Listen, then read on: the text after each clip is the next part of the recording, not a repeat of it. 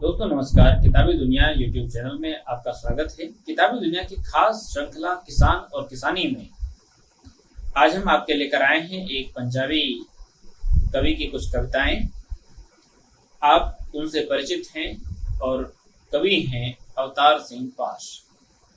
एक से बढ़कर एक कविताएं आपने उनकी सुनी होंगी। मैं कुछ कविताओं का पाठ करूंगा, उम्मीद है आपको पसंद आए। आइए सुनते हैं। पहली कविता है तीसरा महायुद्ध। कचहरियों के बाहर खड़े बूढ़े किसान की आंखों में मोतियाबिंद उतर आएगा।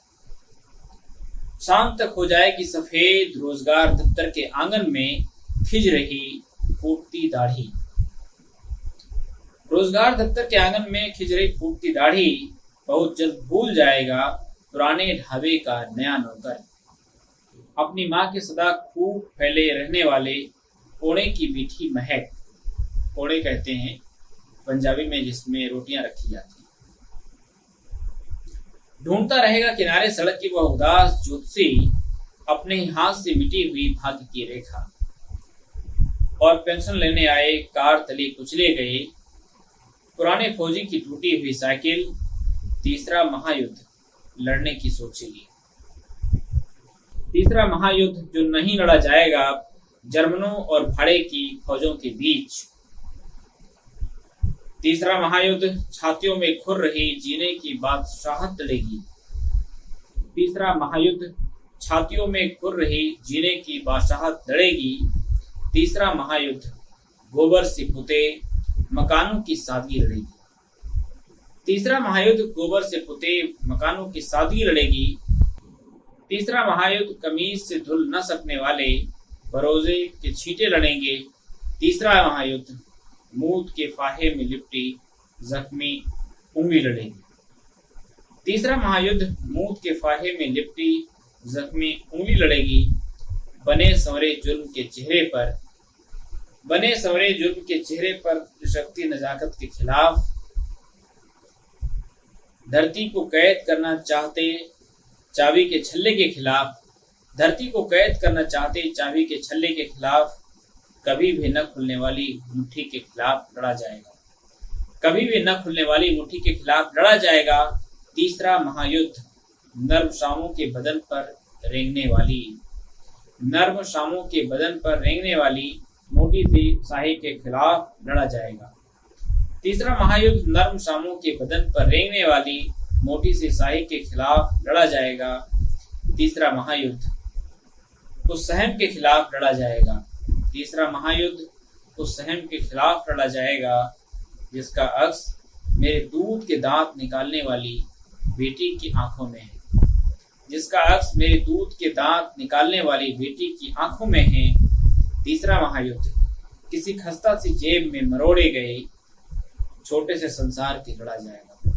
तीसरा महायुद्ध किसी खस्ता सी जेब में मरोड़े गए छोटे से संसार के लिए लड़ा जाएगा। आइए दूसरी कविता सुनते हैं। इस कविता का शीर्षक है अपनी असुरक्षा में से। अगर देश की सुरक्षा यही होती है कि बेज़मीरी जिंदगी के लिए शर्त बन जाए, आँख की पुतली में हाँ के बिना कोई शब्द अश्लील हो और मन बदकार घड़ियों के सामने डंडौत में झुका रहे, तो हमें देश की सुरक्षा से खतरा है। हम तो देश को समझे थे घर जैसी पवित्र चीज जिसमें घुटन नहीं होती। आदमी बरसते पानी की गूंज की भांत गलियों में बहता है, गेहूं की बालियों की तरह खेतों में झूमता है और आसमान की विशालता को अर्थ देता है। हम तो देश को समझे थे आलिंगन जैसे एहसास का नाम। हम तो देश को समझे थे काम जैसा नशा कोई। हम तो देश को समझे थे कुर्बानी जैसी वफा। लेकिन अगर देश रूह की बेगार का कोई कारखाना है लेकिन देश रूह के बेगार का कोई कारखाना है। लेकिन अगर देश उल्लू बनाने का प्रयोग घर है, लेकिन अगर देश उल्लू बनाने का प्रयोग घर है तो हमें उससे खतरा है। अगर देश का अमन यही होता है, अगर देश का अमन यही होता है कि कर्ज के पहाड़ों से लुढ़कते पत्थरों की तरह टूटता रहे अस्तित्व हमारा, कि तनख्वाहों के मुंह पर थूकती रहे कीमतों की बेशर्म हंसी, कि अपने लहू में नहाना ही तीर्थों का पुण्य हो, तो हमें अमन से खतरा है। कि अपने लहू में नहाना ही तीर्थों का पुण्य हो तो हमें अमन से खतरा है। अगर देश की सुरक्षा यही होती है कि हर हड़ताल को कुचलकर अमन को रंग चढ़ना है, अगर देश की सुरक्षा यही होती है कि हर हड़ताल को कुचलकर अमन को रंग चढ़ना है, कि सूर मगध बस सरहदों पर मरकर परवान चढ़नी है, कला का फूल बस राजा की खिड़की में खिलना है, बुद्ध ने हुक्म के कुएं पर गिरकर धरती सींचनी है, बुद्ध ने हुक्म के कुएं पर गिरकर धरती सींचनी है, श्रम ने राजमहलों के दरों पर झाड़ू ही बनना है, तो हमें देश की सुरक्षा से खतरा है। तीसरी कविता है सुनो। हमारे चूल्हे का संगीत सुनो, हम दर्दमंदों की पीड़ा लिपटी चीख सुनो। हमारे चूल्हे का संगीत सुनो, हमारे दर्दमंदों की पीड़ा लिपटी चीख सुनो। मेरी पत्नी की फरमाइश सुनो, मेरी बच्ची की हर मांग सुनो। मेरी पीढ़ी भीतर की जहर मापो, मेरी बीड़ी भीतर की जहर मापो। मेरे खांसने की मृदंग सुनो, मेरी थेगली भरी पतलून की सर्द आह सुनो। मेरी थेगली भरी पतलून की सर्द आह सुनो। मेरे पैर की फटी जूती से, मेरे पैर की फटी जूती से मेरे फटे दिल का दर्द सुनो। मेरी बिना शब्द आवाज सुनो, मेरी बिना शब्द आवाज सुनो। मेरे बोलने का अंदाज सुनो। मेरे गजब का जरा अनुमान लगाओ, मेरे गजब का जरा अनुमान लगाओ। मेरे गुस्से का जरा हिसाब सुनो।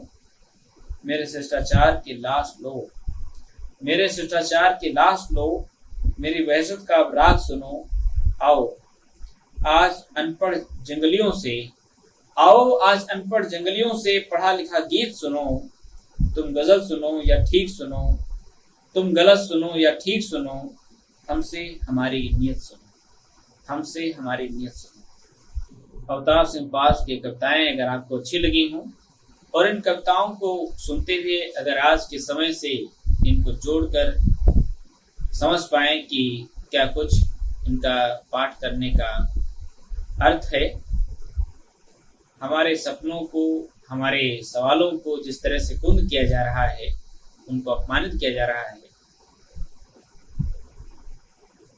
उनको ध्यान में रखते हुए हमें किसानों के साथ खड़े होना है और हर उस आदमी के साथ खड़े होना है जिसके साथ अन्याय हो रहा है। दोस्तों, ये कविताएं अगर आपको अच्छी लगी हों तो इसे दोस्तों के साथ साझा करें और वर्तमान समय को लेकर संवेदनशीलता के साथ विचार करें।